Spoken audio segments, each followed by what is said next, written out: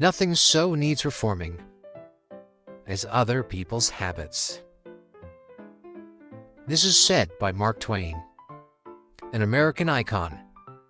When most people think of him, Twain already feels complete, witty, skeptical, unimpressed by human behavior. But that version of Twain didn't appear fully formed. It sharpened over time. And one of the most important sharpening stones was his first trip abroad.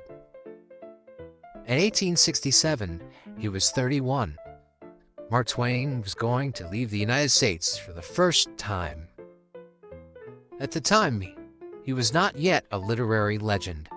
He was a journalist whose humorous writing in the American West had recently brought him to some national attention.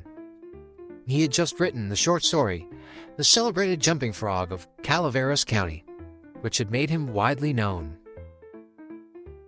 His reputation as a sharp observer and entertaining speaker was growing. That reputation earned him an invitation from Henry Hyde, a newspaper editor for the Alta California, a major San Francisco newspaper, to join a large group excursion aboard the steamship Quaker City. Twain wasn't invited as a pilgrim or a seeker. He was invited as a correspondent, paid to observe and report honestly. The tour was ambitious. It would carry a group of American travelers through Europe, across the Mediterranean, into North Africa, Egypt, and the Holy Land. This was a grand tour, places heavy with history, symbolicism, and expectation.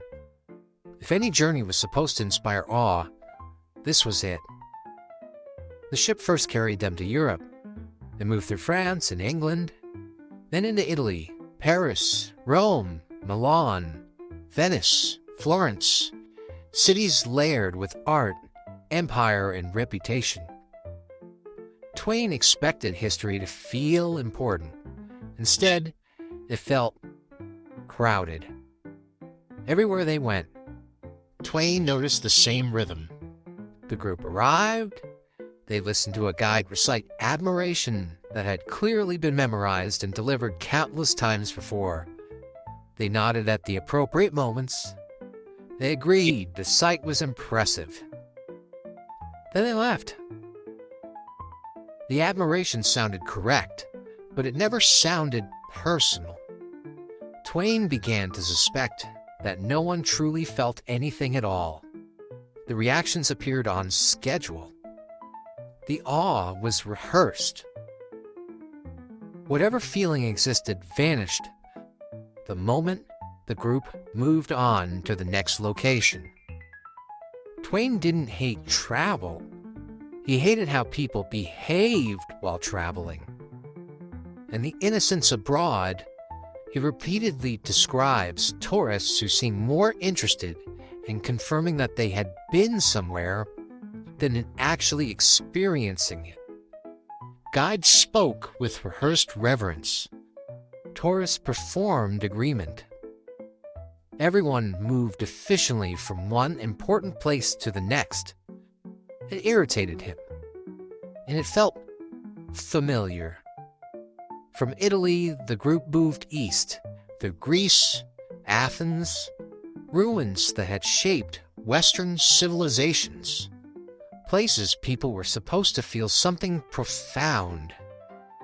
Twain watched as the same pattern repeated. Recognition replaced reflection. Importance replaced intimacy. People admired what they had been told was admirable. From Greece, the tour crossed into Turkey, arrived in Constantinople, a city layered with centuries of empire, religion, and conquest. Again, expectations were high. Again, the experience felt strangely hollow. Twain noticed that history, when encountered in bulk and on schedule, often lost its weight. The journey continued south into North Africa, Tangier, then east into Egypt, Alexandria, Cairo, the Nile. These were places Americans imagined as ancient, exotic, and overwhelming. Twain found dirt, heat, discomfort, and logistics. The grandeur existed, but the experience remained oddly ordinary. Then came the Holy Land, Jerusalem, Bethlehem, Jericho, Damascus. This was supposed to be different. These were sacred places, saturated with meaning. The culmination of the journey. Twain expected reverence. What he found was the same performance, only louder. The same admiration, only heavier with expectation. People strained to feel something worthy of the location. Twain found this unsettling. The locations carried enormous symbolic weight, but the experience itself felt mechanical. Sacredness did not automatically produce sincerity. Twain wrote about this honestly, and it bothered many readers. They wanted reverence. Twain gave observation. This is generally how honesty works. By the time the tour had ended, Twain had learned something important. The trip hadn't made him more impressed by the world. It had made him more aware of how people perform being impressed. He realized that travel doesn't automatically broaden the mind. Sometimes it just relocates it. What Twain noticed still feels modern. He saw people travel less for experience than for the confirmation. They wanted proof that the moment had happened. The reaction mattered more than the feeling. The documentation mattered more than the transformation. Today, the behavior looks different, but the instinct is still the same. We fly across the world to Paris, Rome, Athens, Cairo, Jerusalem. We stand exactly where we're told to stand. We take the photograph we're expected to take. Then we move on. We swim with whale sharks. We hover beside something enormous, rare, extraordinary. We take the photo. We leave with evidence of wonder. Whether the moment actually moved us is harder to say.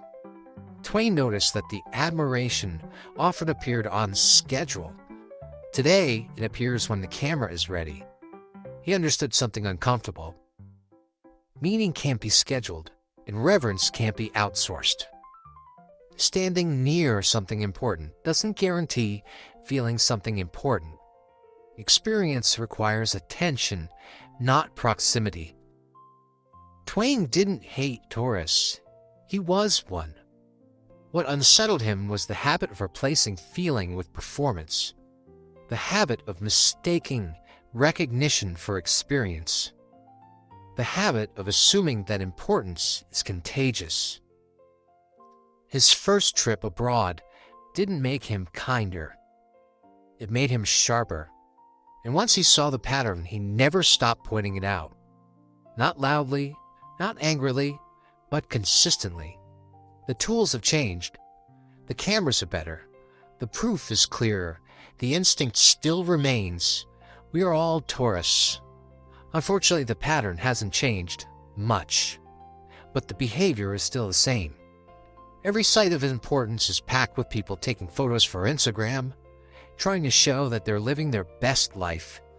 The instinct, Twain noticed, hadn't disappeared. It's just more visible now. What was once a quiet performance of admiration is now documented, shared, and repeated. I really appreciate everyone being here for this short little tidbit. If you like and subscribe, you help me out tremendously. Thank you.